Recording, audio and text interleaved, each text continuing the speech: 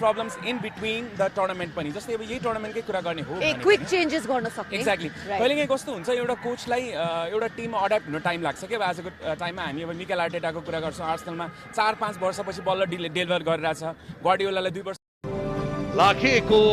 पनि हामीले धेरै चर्चा परिचर्चा र परम्परागत रूपमा जात्राहरूमा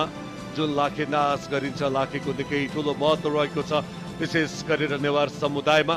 ललितपुर सिटी एफसीले आफ्नो म्यास्कटको रूपमा राखेको छ लाखेलाई आफ्नो झन्डामा पनि लाखेलाई विशेष स्थान दिएको छ ललितपुर सिटी एफसीले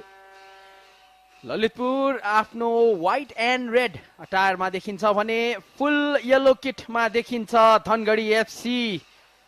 धनगढी यसभन्दा अगाडि 2 पटक फाइनलमा प्रवेश गरिसकेको तर जित हासिल नगरेको हामीले पाएका छौँ भने ललितपुरले गत सिजनको एनएसएल जित्न सफल रहेको थियो beating Dhangadhi FC Devendra Tamang leading the line for his team एक दिनको मात्र विश्राम पाएको छ धनगढी एफसीले लिग चरणको अन्तिम खेल खेलेको थियो धनगढी एफसीले एफसी चितवनसँग त्यो औपचारिकताको Yogesh right man at the right place र सन्तोषको पनि राइट टाइमिङ रहेको थियो बारबोजालाई स्प्लिट सेकेन्डको ढिलाइ भएको भए त्यहाँ पेनल्टी दिन सक्थ्यो ललितपुरले बारबोजाको कर्नर किक हेड मार्फत क्लियर गरिदिए हेडमास्टर अनन्त तामाङले हेडका लागि निकै नै परिचित छन् उनी फेरि पनि बारबोजा लेफ्ट फ्ल्याङ्कबाट सनेश श्रेष्ठलाई पछ्याउँदै सनेश राम्रोसँग डिफेन्ड गरेका छन् उनले बारबोजालाई क्रस गर्ने कुनै पनि अवसर दिएनन् 2 मिनेट यताको कुरा गर्ने हो अघि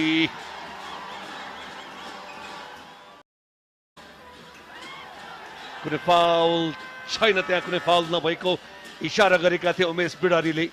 काइसेडो बलमा यति बेला देवेन्द्रलाई दिएका छन् साइड चेन्ज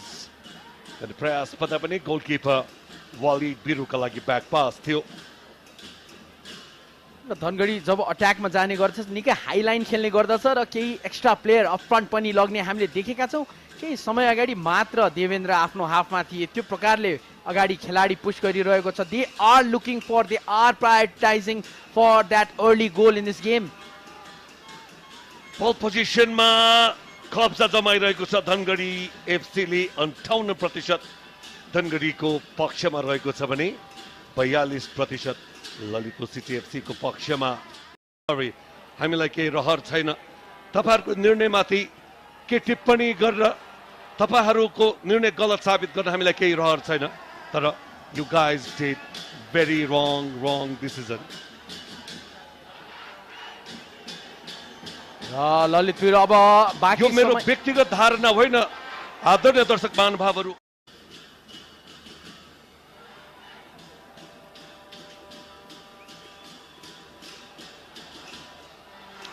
डेन्जर हुन सक्छ यो बल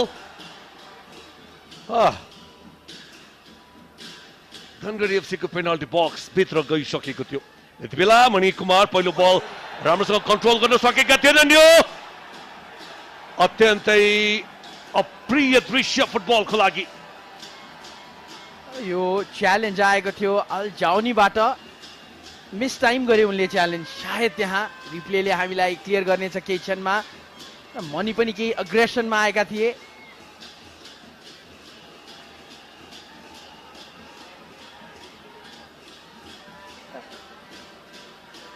Let's have a look at the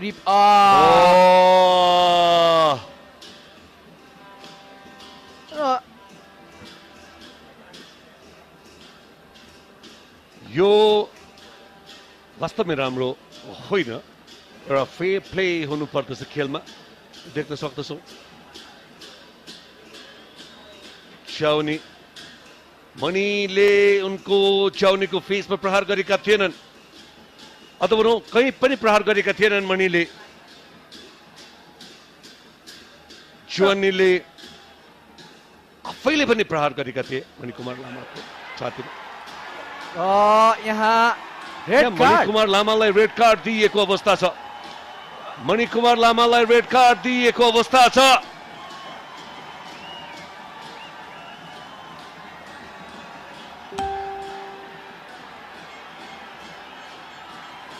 के